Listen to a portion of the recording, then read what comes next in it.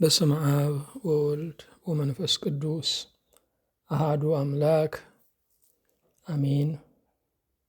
እንደምን ዋላችሁ? እንደምን ሰነበታችሁ? ምሕረቱ ብዙ የሚሆን በቸርነቱ ይህንን ታላቅ ቀን የሰጠን እግዚአብሔር ስሙ የተመሰገነ ይሁን።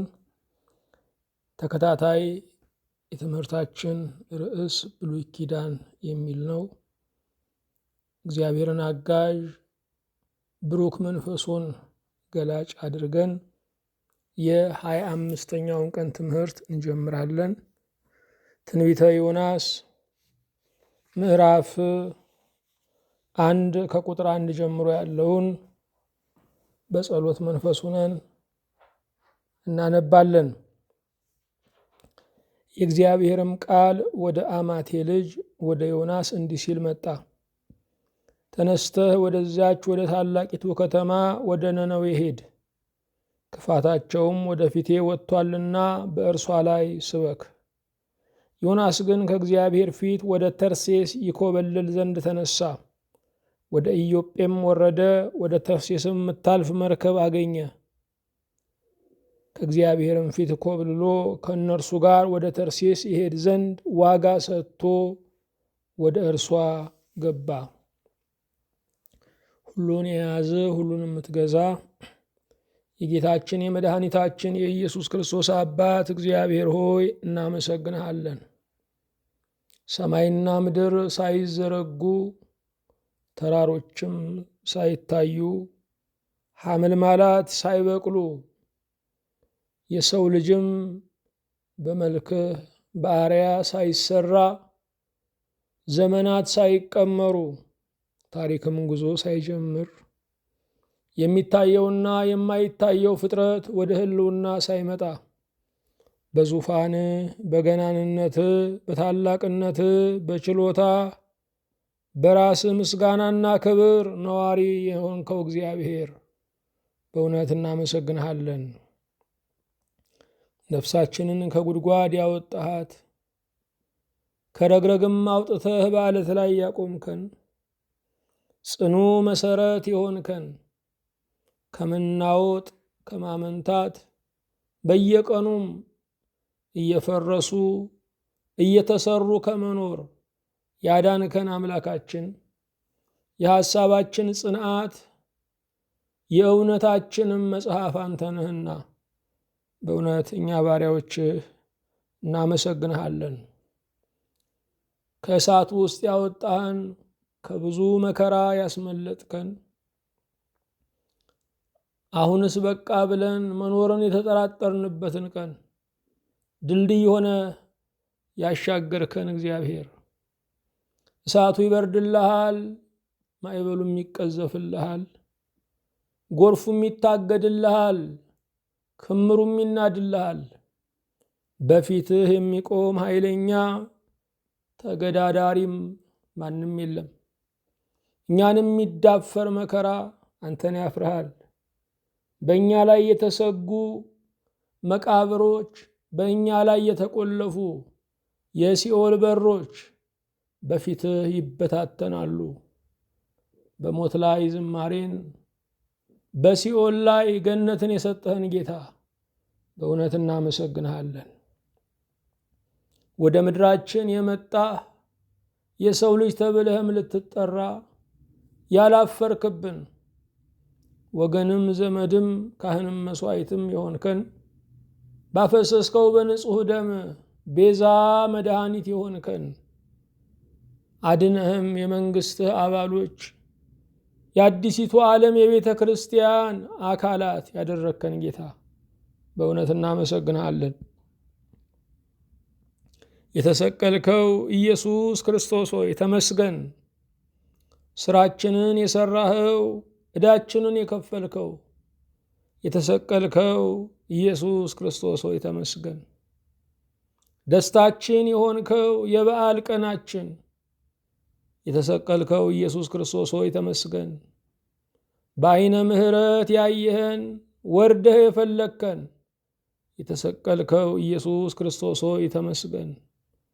ነገራችንን የከደንክልን ጽድቅህን የቆጠርክልን የተሰቀልከው ኢየሱስ ክርስቶስ ሆይ ተመስገን። ከፍ ያልንብህ ደብር የሸሸንብህ ገዳማችን የተሰቀልከው ኢየሱስ ክርስቶስ ሆይ ተመስገን። የአቤቱታችን ሰሚ የቅን ፈራጃችን የተሰቀልከው ኢየሱስ ክርስቶስ ሆይ ተመስገን። በሞት ሞትን ያራቅከው በትንሣኤ ያነሳህን የተሰቀልከው ኢየሱስ ክርስቶስ ሆይ ተመስገን። በበዛ ምሕረትህ የጎበኘህን የማይሞላውን ቋታችንን የሞላህልን የተሰቀልከው ኢየሱስ ክርስቶስ ሆይ ተመስገን።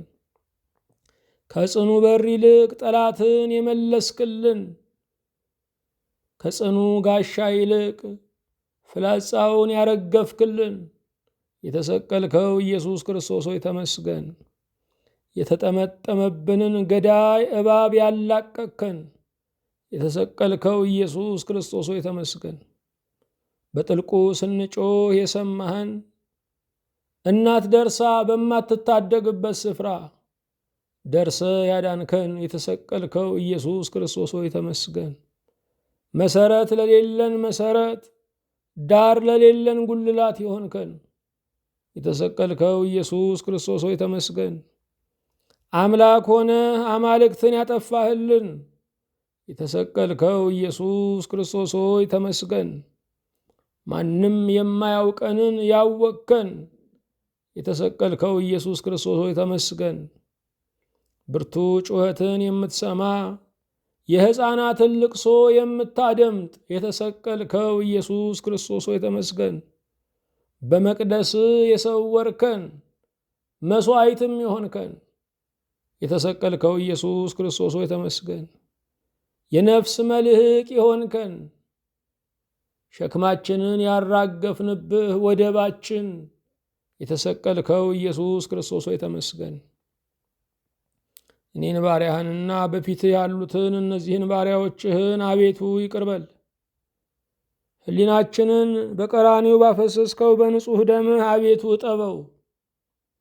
የንጹሕ ልቡና ባለቤቶች አድርገን። አንደበታችንን ተቆጣጠረው። የትዕግስትንም ልጓማችንን አንተ ያዘው።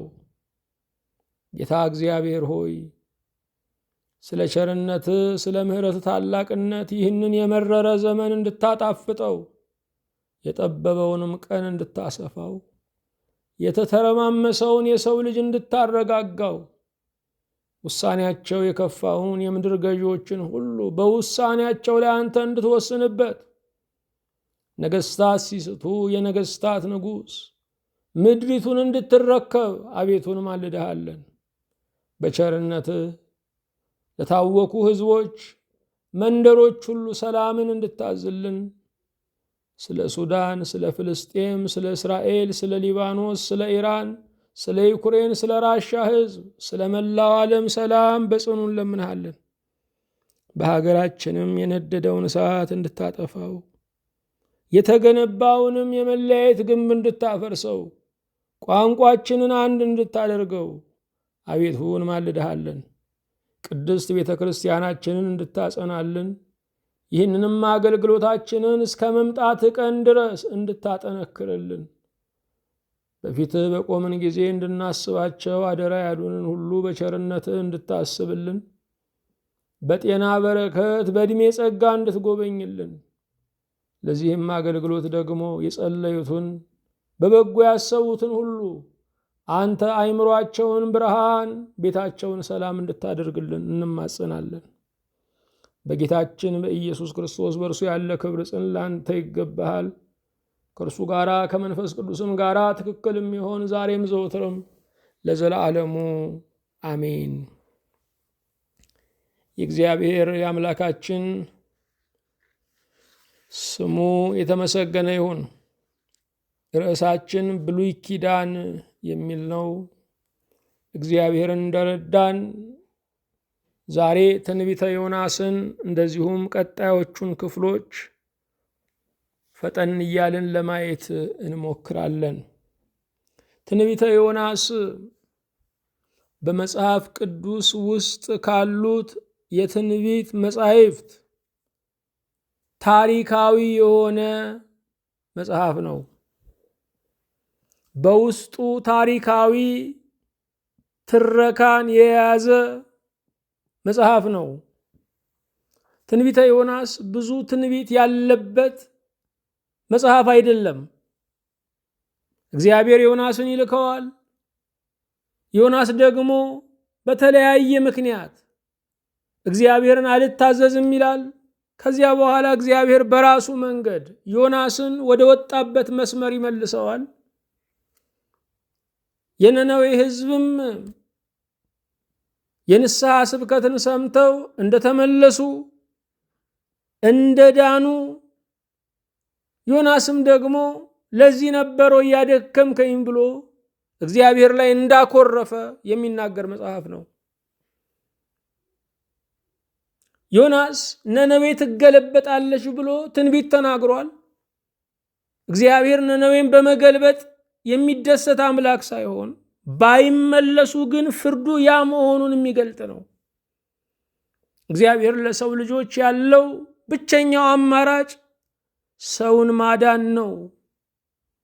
መገልበጥም መጥፋትም መደምሰስም የሰው ልጅ ባለመመለሱ ምክንያት የሚገጥመው የመጨረሻው የፍርድ ዕጣ ነው። ነቢዩ ዮናስ የጌታችን የኢየሱስ ክርስቶስ ምሳሌ ነው። ሕይወቱ በእርሱ ላይ የተከናወነው ታላቅ ተአምራት ለመሲሁ ለጌታችን ለኢየሱስ ክርስቶስ ሞትና ትንሣኤ ምሳሌ የሆነ ነው። ዮናስ በአሳ አንበሪ ሆድ ውስጥ 3 ቀንና 3 ሌሊት እንደቆየ ጌታችን ኢየሱስ ክርስቶስም 3 ቀንና 3 ሌሊት በከርሰ መቃብር አድሮ ሞትን ድል ነስቶ ተነስቷል። ዮናስን ወደ ባህር የጣሉት መርከበኞች ዮናስ እንደሞተ ነው የሚያውቁት። የነነዌ ሰዎች ደግሞ ዮናስ እንደተነሳ ነው የሚያውቁት። ዮናስ በዚህ በመርከቡ በር ይሞታል፣ በነነዌ በር ደግሞ ይነሳል። ጌታችን ኢየሱስ ክርስቶስም ገደል ነው ብለው የሚጠሉት ተደሰቱ። እርሱ ግን ሞትን አሸንፎ በ3ኛው ቀን ተነሳ። በሞቱ ሞታችንን ሻረ፣ በትንሣኤው ትንሣኤያችንን አረጋገጠ። ስለዚህ ነቢዩ ዮናስ የጌታችን የኢየሱስ ክርስቶስ ምሳሌም ነው። ዮናስ ማለት ምን ማለት ነው? ዮናስ ማለት የስሙ ትርጓሜ ርግብ ማለት ነው።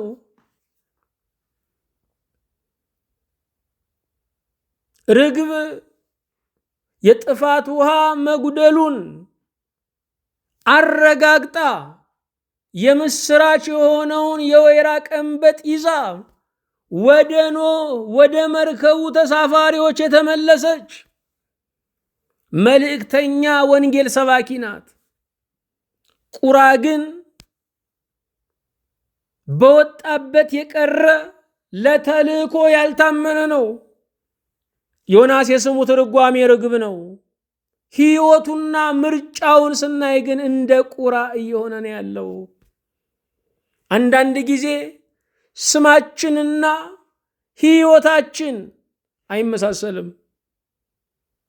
ስማችንና ኑሯችን አይታረቅም።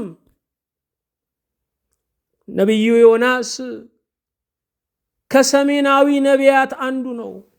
እስራኤል ሰሜንና ደቡብ ተብላ ለሁለት ተከፍላ ነበረ። በሰሜን ካገለገሉ ነቢያት አንዱ ነው። እንደውም የአይሁድ ትውፊት እንደሚነግረን ኤልያስ ከሞት ያስነሳው የሰራብታዋ መበለት ልጅ እንደሆነ ይታመናል። አይሁድ ከገሊላ ነቢይ እንዳይነሳ እወቅ በማለት ኒቆዲሞስን እንደሞገቱት ዮሐንስ ወንጌል ምዕራፍ 7 ይነግረናል።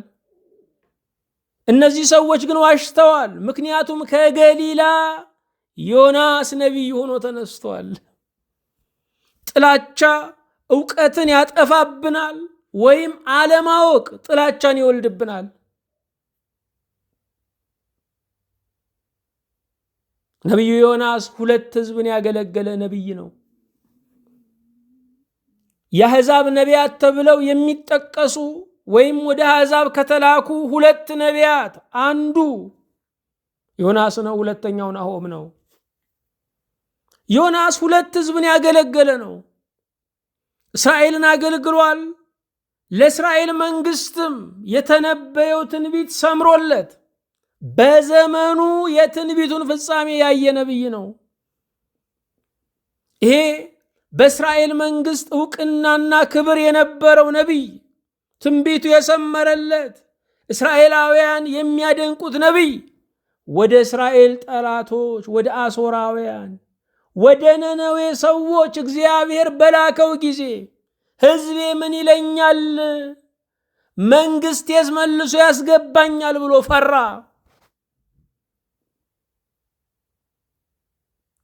የሰው ፍርሃቱ ፈሪሃ እግዚአብሔርን አሳጣው። አንዳንድ ጊዜ ሰዎችን ስንፈራ ፈሪሃ እግዚአብሔርን እናጣለን። ዮናስ ስለ ነነዌ የተናገረው ነነዌ ንስሐ ባትገባ ትጠፋለች፣ ትገለበጣለች ብሎ ነበረ። በወቅቱ የዮናስን ስብከት ሰምታ ንስሐ ገብታለች። ባለመመለሷ ምክንያት ግን ከክርስቶስ ልደት በፊት 612 ዓመት ቀደም ብሎ ጠፍታለች፣ ተደምስሳለች። ስለዚህ ነነዌ በንስሐዋ ኋላ ላይ አልጸናችም ማለት ነው።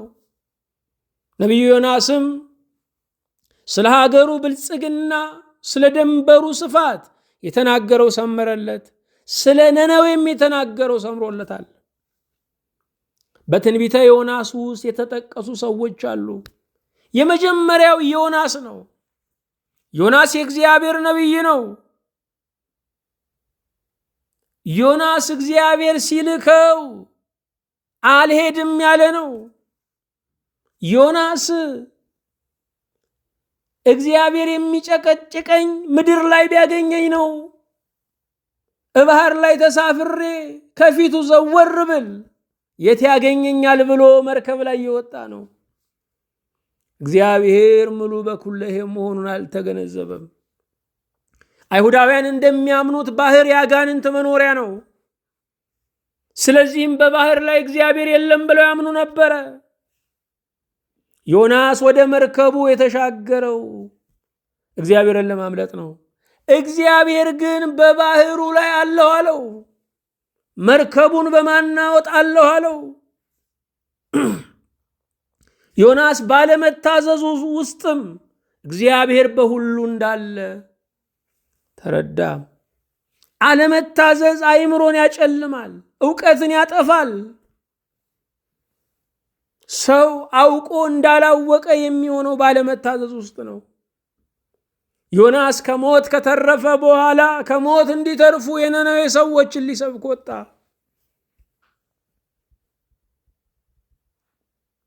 በብዙ ቃል በብዙ ተአምራት የተመለሰው ዮናስ አንድ መስመር በማትሞላ አጭር ስብከት የነነዌን ሕዝብ ለንስሐ በቃ። ዮናስ በአጭር ስብከት ብዙ ትርፍ ያገኘ ውጤታማ፣ ስኬታማ አገልጋይ ነው። ስኬት ግን የህይወት መቃናትን አይገልጥም። ዮናስ ወድቆ ያነሳ ነበረ፣ ደክሞ ያበረታ ነበረ።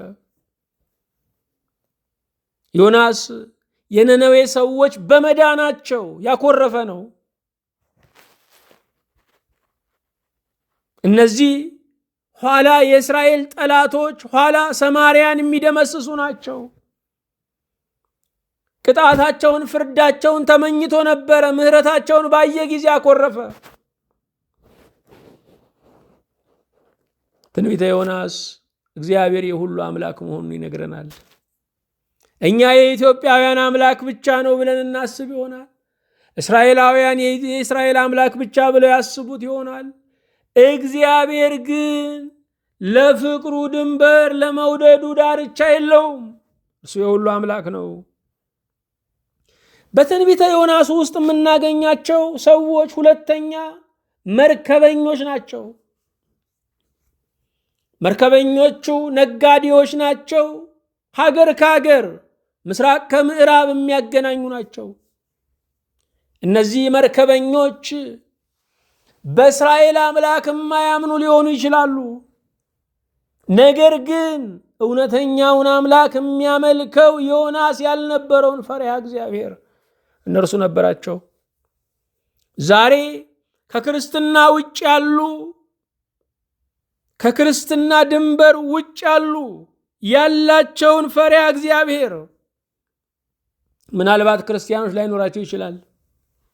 በዚህ ዘመን ላይ ክርስቲያኑን ክርስቲያን ከማድረግ አረሚውን ክርስቲያን ማድረግ እየቀለለ ነው ያለው። በቤተ ክርስቲያን የምንሰማው፣ በአገልጋዮች መካከል የምንሰማው፣ በክርስቲያኖች መካከል የምንሰማው በአሕዛብም የማይሰማ መጨካከል ነው።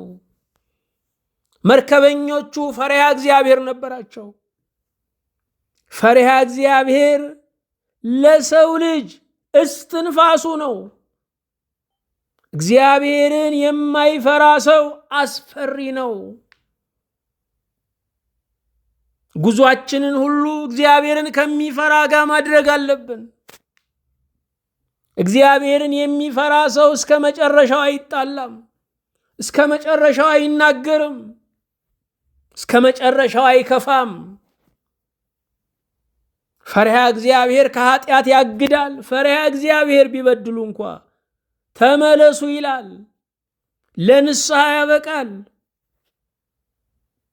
በትንቢተ ዮናስ ውስጥ ሶስተኛ የምናገኘው የነነዌን ሕዝብ ነው። የነነዌ ሕዝብ ጨካኝ፣ አረመኔ፣ ወራሪ፣ ሀገር አጥፊ ነበረ። እግዚአብሔር ነቢይ ዮናስን ላከ። በቋንቋቸው ንስሐን ሲሰብክ እግዚአብሔር ቢፈልገን ነው በእኛ ቋንቋ ይህ ነቢይ የተናገረው ብለው ከንጉሥ እስከ አገሪቱ የመጨረሻ ዜጋ ድረስ ሁሉም ንስሐ ገቡ። በመጽሐፍ ቅዱስ ውስጥ በብቸኛነት በታሪክ ውስጥ በብቸኛነት እንስሳት 3 ቀን 3 ሌሊት ጾመዋል። የነነዌን ጾም እንጾማለን። ዓላማው ግን የኢትዮጵያ ጾም ብለን እንድንጾመው ነው። እርስ በርስ ታርቀን እግዚአብሔርን ይቅርታ ጠይቀን እንድንጾመው ነው። የጾም ዋነኛ ትርጓሜው ከምግብ መከልከል ብቻ አይደለም፣ ከኃጢአት መከልከልም ነው።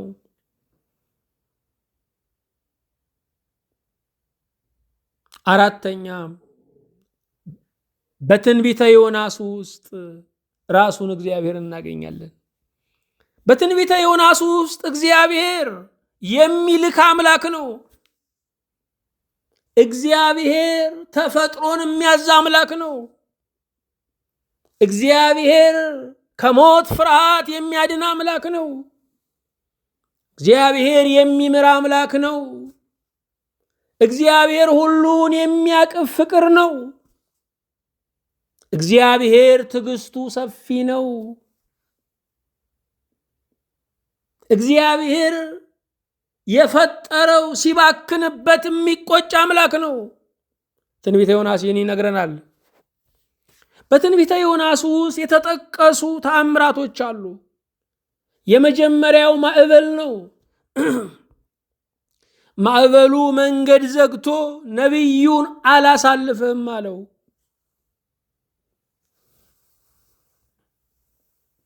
ዮናስ አለመታዘዙን እንዳይጨርሰው በማዕበል ተከለከለ።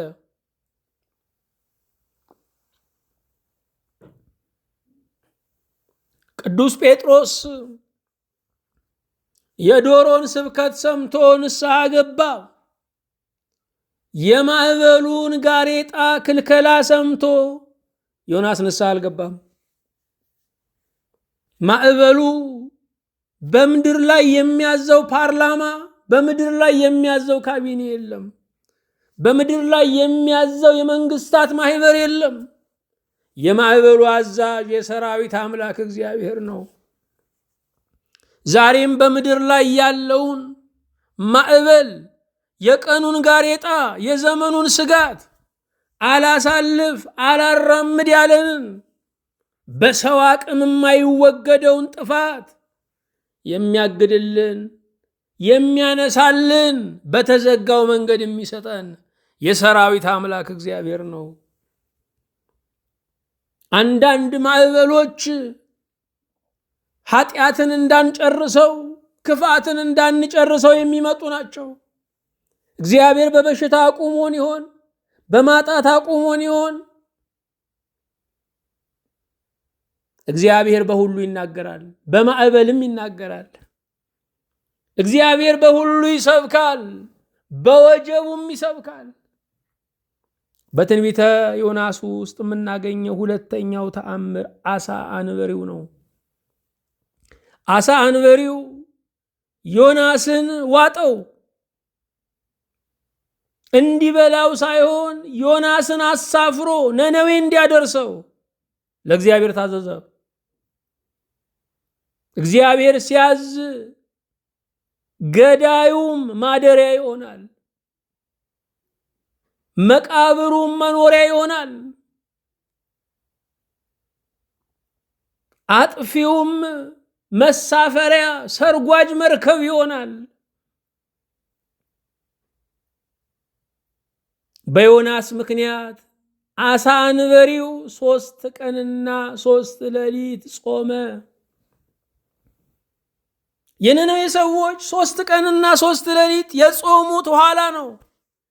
አሳ አንበሪውም ዮናስም በባህር ውስጥ አስቀድመው ጾመው ነበረ። በየብስ ላይ ደግሞ ነነዌና እንስሳት፣ የነነዌ ህዝቦችና የነነዌ እንስሳት ጾሙ። አሳ አንበሪው ዮናስን አልበላውም፣ አጥፊው አላጠፋውም። ሌላው የምናገኘው ተአምራት በትንቢተ ዮናስ ውስጥ የቅሉን ዛፍ ነው። የቅሉ ዛፍ ፈጥኖ ለመለመ፣ እንደገና ፈጥኖ ደረቀ። የቅሉ ዛፍ እግዚአብሔር ዮናስን ያስተማረበት ነው።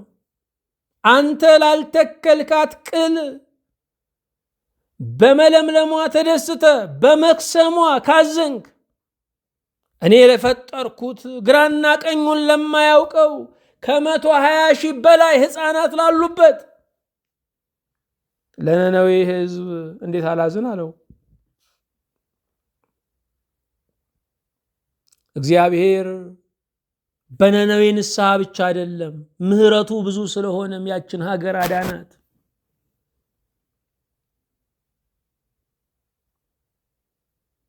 በትንቢተ ዮናስ ውስጥ ብዙ ተአምራቶች ተጠቅሰዋል።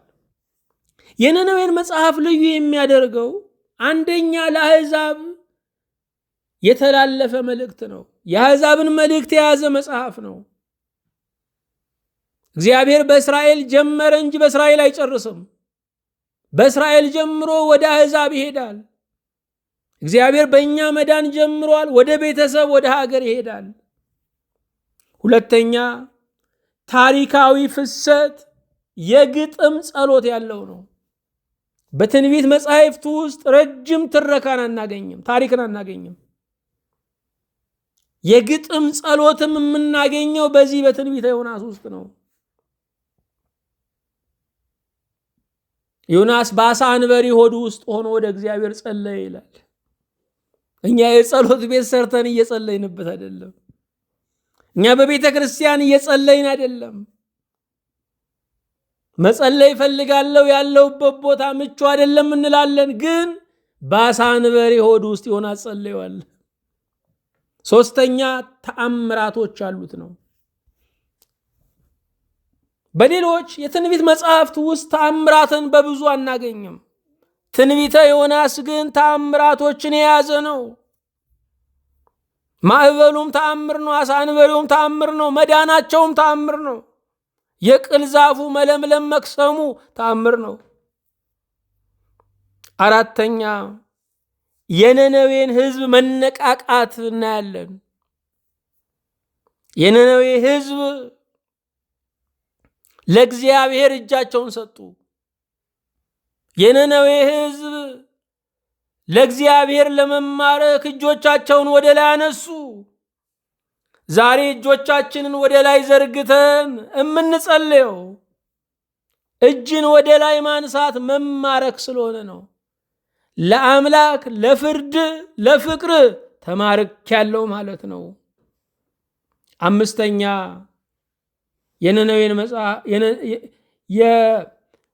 የዮናስን መጽሐፍ ልዩ የሚያደርገው ለክርስቶስ ምሳሌ መሆኑ ነው።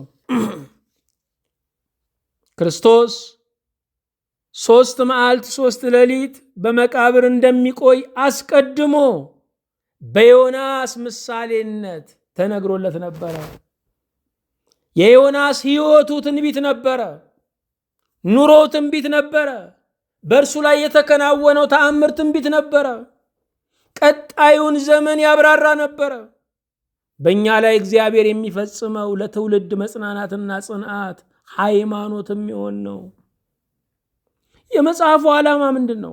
ትንቢተ ዮናስ አንደኛ ለተልእኮ መዘግየት የሚያመጣውን ችግር የሚገልጥ ነው። እግዚአብሔርን መላክ ብቻ አይደለም፣ ፈጥኖ መላክ ይገባል። ለተልእኮ በመዘግየቱ ዮናስ ማዕበሉ ተናወጠ፣ መርከቡ አደጋ ላይ ወደቀ። ከከፈለው ዋጋ በላይ መርከበኞቹን አስከፈላቸው። ዕቃቸውን ወደ ባህር ጣሉ። በአሳ አንበሪ ሆድ ውስጥ ተጣለ፣ ተዋጠ። ለተልእኮ መዘግየት የሚያመጣውን ችግር እናያለን። ሁለተኛ እግዚአብሔር የሁሉ ወዳጅ መሆኑን እናያለን። ትንቢተ ዮናስ ይህንን ነው የሚነግረን። እግዚአብሔር የሁሉ ወዳጅ ነው። እግዚአብሔር በፍቅሩ አመሳሶ የለውም፣ ማበላለጥ የለውም። እግዚአብሔር ፍቅሩ ትክክል ነው። እግዚአብሔር የሁሉ ወዳጅ ነው። አንዳንድ ጊዜ እግዚአብሔር ልዩ ሀገር፣ እግዚአብሔር ልዩ ሕዝብ፣ እግዚአብሔር ልዩ ሰው እንዳለው እናስብ ይሆናል። እሱ የሁሉ አምላክ ነው። ለሁሉ መጸለይ፣ ለሁሉ የሚበቃውን ያንን መለኮታዊ ፍቅር ማሳየት ይገባናል። ሶስተኛ በደካማው አገልጋይም ጌታ ይጠቀማል። አገልጋይ ማለት ፍጹም ማለት አይደለም። ዮናስ እግዚአብሔርን አልታዘዝም ብሎ እንደሚታዘዝ ወጥቶ ያልታዘዘ ነው። እግዚአብሔር ግን ተጠቅሞበታል። ዛሬም አገልጋዮች ደክመው ወድቀው ብናይ እንደ ሰው ይወድቃሉ፣ በንስሐ ዕድል ደግሞ ይጠቀማሉ። እግዚአብሔር በደካማውም አገልጋይ ይሰራል። የእግዚአብሔር አገልጋዮች የምንላቸው እነ ዳዊት በብዙ ውድቀት ያለፉ ናቸው። ጴጥሮስ ጌታን የካደ ነው። ሰውን ሰው የሚያደርገው ንስሐ ነው። አራተኛ የመጽሐፉ ዓላማ እግዚአብሔር የሕዝብን ልብ እንደሚያዘጋጅ ነው። እግዚአብሔር አስቀድሞ የነነዌን ሕዝብ አዘጋጅቶ ነበረ። በነነዌ ሀገር ላይ የፀሐይ ግርዶሽ፣ የመሬት መናወጥ አስቀድሞ ሆኖ ነበረ። እግዚአብሔር ሕዝቡን በተለያየ ደወል አንቅቶት ነበረ። ዮናስ አንድ ቃል ተናገረ፣ ሕዝቡን ንስሐ ገባ። የሕዝብን ልብ የሚያዘጋጅልን ከአፋችን የሚወጣውን ቃሉን እንዲበቅል የሕዝብን ልብ እርሻ የሚያደርግልን እግዚአብሔር ነው። ብዙውን ስራ የሚሰራው እግዚአብሔር ነው። እኛ የሱ መልክ የሱ አንደበት ሁነን መገኘት ብቻ ነው። እግዚአብሔር ሕዝብን ያዘጋጃል። እግዚአብሔር የሕዝብን ልብ ያሰናዳል። አምስተኛ ከእስራኤል ውጭ ላሉ የተደረገ ተልእኮ የተጻፈ መጽሐፍ ነው። ከእስራኤል ውጭ ያለ ተልእኮ በአዲስ ኪዳን ወደ አሕዛብ ሁሉ ሂዱ፣ ለፍጥረት ሁሉ ወንጌል ስበኩ ተብሎ ነበረ። ዮናስ የብሉይ ኪዳን ሐዋርያ ነበረ። ስለዚህም ከሀገሩ ውጭ ድህነትን ሰበከ። ከሀገሩ ውጭ ላሉ መጽሐፍ ጻፈ። ስድስተኛ የእስራኤልን ልብ ለመቀስቀስ ነው። መጽሐፉ ከነነዌ መልስ ራሱ ዮናስ እንደጻፈው ይታወቃል። የጻፈበት ዓላማ እግዚአብሔር ከአሕዛብም ልጆች አሉት፣ ከእስራኤል ጋር ያለው መላእክቱ አይደለም፣ እናንተም ቢብትሉ አሕዛብ ልጆቹ ይሆናሉ ብሎ የእስራኤልን ልብ ለመቀስቀስ ነው። ይልቁንም በዛ ዘመን ላይ በብልጥግናቸው ኮርተው በክፋት በዝተው ነበረ። ንስሐ እንዲገቡም ነው። በየዓመቱ በሚያከብሩት የማስተስሪያ በዓል የብሔራዊ ንስሐ ቀን ትንቢተ ዮናስን ያነቡ ነበረ። አሁንም በብሉይ ኪዳን ስርዓት ያሉ አይሁዳውያን በማስተስሪያ በዓል ቀን ትንቢተ ዮናስን ያነባሉ። ለምን? የንስሐ መጽሐፍ ስለሆነ። ሰባተኛ የሐዲስ ኪዳንን አገልግሎት ዋዜማ ለማሳየት ነው። የሐዲስ ኪዳን አገልግሎት ምንድን ነው? ድህነትን ለዓለም መስበክ ነው። ዮናስ ድህነትን ለዓለም ሰበከ። የሐዲስ ኪዳን አገልግሎት ምንድን ነው? ወደ አሕዛብ ሁሉ ተልእኮ ይዞ መውጣት ነው። የክርስትናችን አገልግሎት እርስ በርስ መሟሟቅ ብቻ አይደለም። ያላመኑትን ለማሳመን፣ ያልተጠመቁትን ለጥምቀት ጸጋ ለማብቃት ነው። እኛ ግን እርስ በርሳችን እየተጠላለፍን፣ እየተሟሟቅን፣ እየተወዳደስን ዛሬ ያልተጠመቁትን፣ በክህደት የሚኖሩትን፣ በስህተት ትምህርት የተያዙትን ማትረፍ አልቻልንም። የያዝነውንም ምዕመን በቅጡ እያስተማርን አይደለንም። ከኛ የወጣ እንደሆነ መቃብር ታጣለህ እያልን በመቃብር ነው የምናስፈራራው። ክርስትና በማስፈራራት የሚያዝ አይደለም። ሰው እውነቱን ተረድቶ አምኛለሁ፣ ተቀብያለሁ፣ ዋጋ ከፍላለሁ ብሎ የሚኖርበት ነው።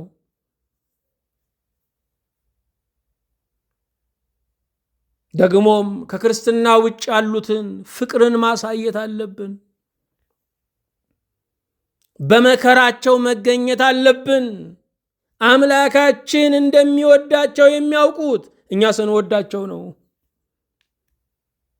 የኛ ፍቅር ወደ መስቀሉ ፍቅር ያደርሳቸዋል። ስለዚህ የሐዲስ ኪዳን ተልእኳችን ምንድን ነው ካልን፣ የሐዲስ ኪዳኑ ተልእኮ ሕዝብን ወደ ክርስቶስ ማምጣት ነው። ለድህነት ጸጋ ማብቃት ነው። የዮናስ መጽሐፍ የሐዲስ ኪዳን አገልግሎት ዋዜማን የሚገልጥ ነው። ቀጥሎ የምናየው ትንቢተ ናሆምን ነው። ቶሎ ቶሎ እናሄዳለን። ትንቢተ ናሆምን ነው የምናየው። አሕዛብን አድራሻ ካደረጉ 3 የትንቢት መጻሕፍት አንዱ ትንቢተ ናሆም ነው። አሕዛብን አድራሻ ያደረጉ ትንቢተ ዮናስ፣ ትንቢተ ናሆም፣ ትንቢተ አብድዩ ናቸው። ትንቢተ ናሆም፣ ትንቢተ ዮናስ፣ ትንቢተ አብድዩ አሕዛብን አድራሻ ያደረጉ ናቸው። በሚገርም ሁኔታ ዮናስም ናሆምም እነዚህ ቅዱሳን ነቢያት አድራሻ ያደረጉት ነነዌን ነው። ልብ አድርጉ። ነነዌ መንግስቷ አሶር ነው። ዋና ከተማው ነነዌ ነው። በዋናው ከተማ ስም ይጠራሉ። አንዳንድ ጊዜም ደግሞ አሶራውያን ይባላሉ። ናሆም ማለት የስሙ ትርጉም መጽናናት ማለት ነው። የመንፈስ ቅዱስን ሥራ የሚገልጥ ነው። መንፈስ ቅዱስ ያጽናናል። ዛሬም ያዘናችሁ የተሰበራችሁ ካላችሁ መንፈስ ቅዱስ ያጽናናል። ስለ ነነዌ የንስሐ ድምፅ ነው ትንቢተ ናሆምም። የነነዌ ሕዝብ ጨካኝ ነበሩ። በጦርነት ባሸነፉበት ሀገር ላይ ሲገቡ ያሸነፏቸውን ነገስታትና አለቆች ቆዳቸውን ገፈው ጨው እየነሰነሱ ይገሉ ነበረ። ይህንን ጭካኔ የሚያደርጉት ሌሎች አሕዛብም ቶሎ እጃቸውን እንዲሰጡ ማስፈራሪያ ለማድረግ ነው። ስለዚህ በነቢዩ በናሆም መልእክት መጣላቸው። ከክርስቶስ ልደት በፊት በ722 ዓመት ዮናስ ከሰበካቸው ከጥቂት ዓመት በኋላ የእግዚአብሔር ጅራፍ ሆነው ሰማርያን ወረሩ።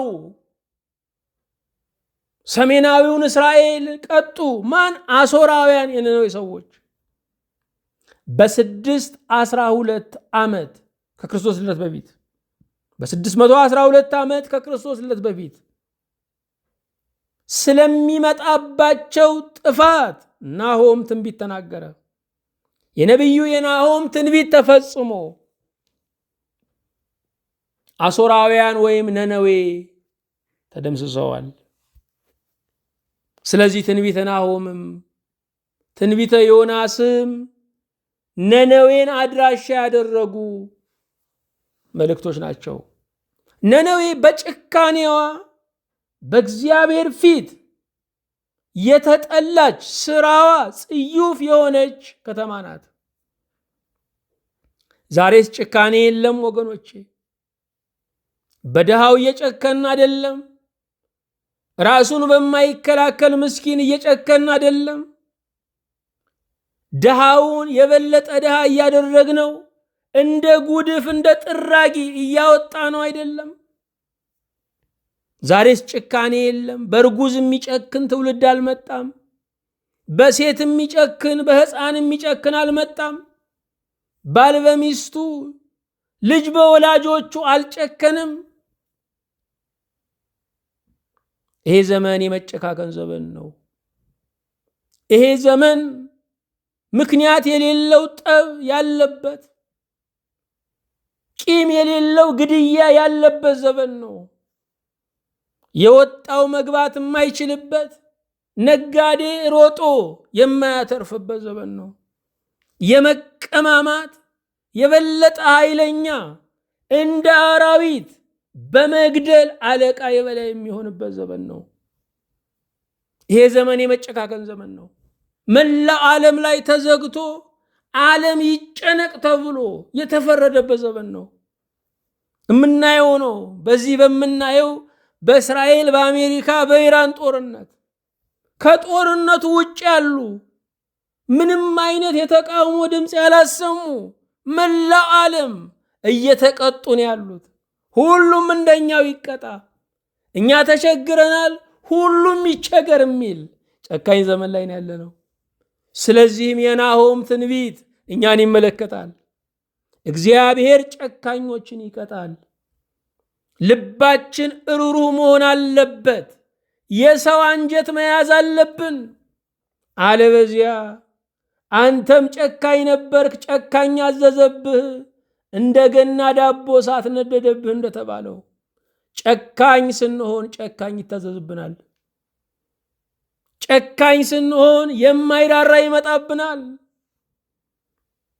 በልባችንም በእጃችንም ደጎች መሆን አለብን። የክብር አምላክ ከሁላችን ጋር ይሁን። የተሰቀለው ኢየሱስ ክርስቶስ ጌታችን በፍቅር በምህረቱ ይጎብኘን። ለሀገር ለዓለም ሰላምን ይላክልን። አቤቱ እናመሰግንሃለን። ድንቅነትህ መተረኪያ ቃል ማብራሪያም ልሳን የለውም። ተመስገን። የተሰቀልከው የሞትክልን ክርስቶስ በእውነት ይህንን ቀን ስላየን የዚህ ጀንበር ባለቤት ስለሆን እናመሰግንሃለን። እኛን ድኩማኑን ሁል ጊዜ ለጽድቅ ታካሽና ሰነፍ የሆነውን በራስ ምሕረትና በራስ ጽድቅ ዛሬም በቤትህ እንድንቆም እንድንገኝ ስላደረከን ተመስገን። እንደ ቸርነትህ ሃይማኖታችንን አጽናልን። የቤተ ክርስቲያን ደጆች ለምህረት የተከፈቱ እንዲሆኑ እንማልድሃለን። የተጨነቀው ሕዝባችን ጌታ ሆይ ከኑሮ ውጣ ውረድ የተነሳ የት እንደሚሄድ ግራ የተጋባው ወገናችንን እባክህ እዘንለት፣ ራራለት። ደጉን ቀን አቅርብለት ጌታ ሆይ። የዓለም ሕዝብ ሁሉ እንደ አንድ ሰው እያማጠ ያለበትን ይህንን ዘመን ለውጠው ጌታ ሆይ። ጌታ እግዚአብሔር ሆይ ተባብረን ለማለቅ የተዘጋጀንበትን ይህንን ቀጠሮ አንተ እንድታፈርሰው ከመልካሙ ቀን እንድታደርሰን ሰላማዊ ኢየሱስ ክርስቶስ ሰላም እንድትሰጠን ሰላምን እንድታዝልን አቤቱን ማልድሃለን። አገራችን ኢትዮጵያን፣ ሕዝቧን፣ የሱዳንን ሕዝብ፣ የየመንን ሕዝብ፣ የፍልስጤምን ሕዝብ፣ የእስራኤልን ሕዝብ፣ የሊባኖስን ሕዝብ፣ የኢራንን ሕዝብ፣ የዩክሬንን የራሻን ሕዝብ፣ በመላው ዓለም ያለውን ወገናችንን በቸርነት አስብልን።